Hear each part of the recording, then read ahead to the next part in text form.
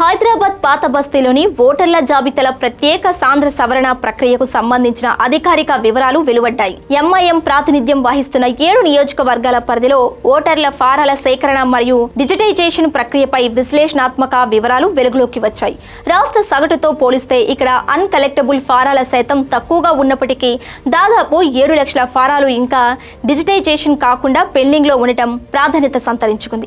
ఈ ఓటర్ సవరణ డేటా మరియు నియోజకవర్గాల వారీగా ఉన్న పూర్తి వివరాలను ఈ వీడియోలో చాలా క్లియర్ గా చూద్దాం.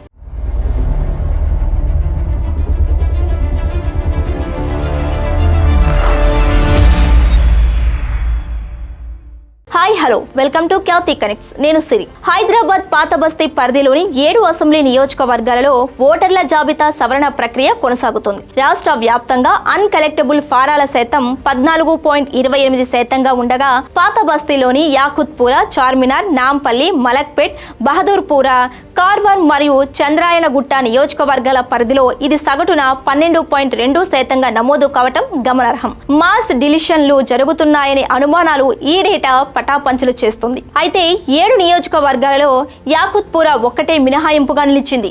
యాకుత్పురాలో రాష్ట్ర సగటు కంటే ఎక్కువగా 19.12% అన్కలెక్టబుల్ ఫారాలు నమోదయ్యాయి. ఇక్కడ దాదాపు 71,688 ఫారాలను కలెక్ట్ చేయలేకపోయినట్లు అధికారులు వెల్లడించారు.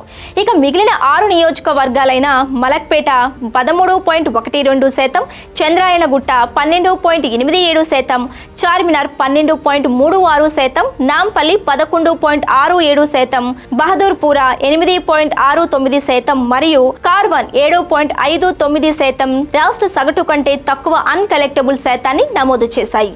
మరోవైపు ఓటరు ఫారాల డిజిటైజేషన్ ప్రక్రియలో మాత్రం తీవ్ర ఆలస్యం కనిపిస్తోంది. 7 నియోజకవర్గాలలో కలిపి దాదాపు 6,99,926 ఫారాలు ఇంకా డిజిటల్ సిస్టంలోకి ఎక్కాల్సి ఉంది. రాష్ట్ర వ్యాప్తంగా 29% డిజిటైజేషన్ పెండింగ్ ఉండగా మలక్పేటలో అత్యధికంగా 34.41% ఫారాలు డిజిటైజ్ కావాల్సి ఉన్నాయి.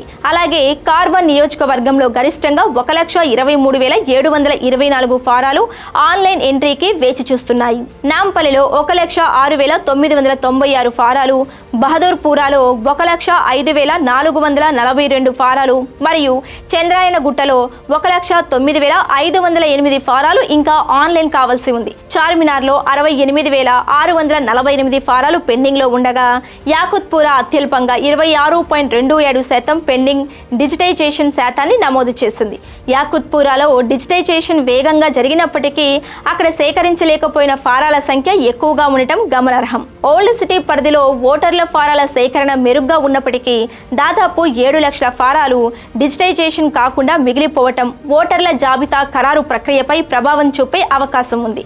మరియు హైదరాబాద్ పాత బస్తీ ఓటర్ల సవరణ డేటా అలాగే డిజిటైజేషన్లో ఆలస్యం కావటంపై మీ అభిప్రాయం ఏంటి?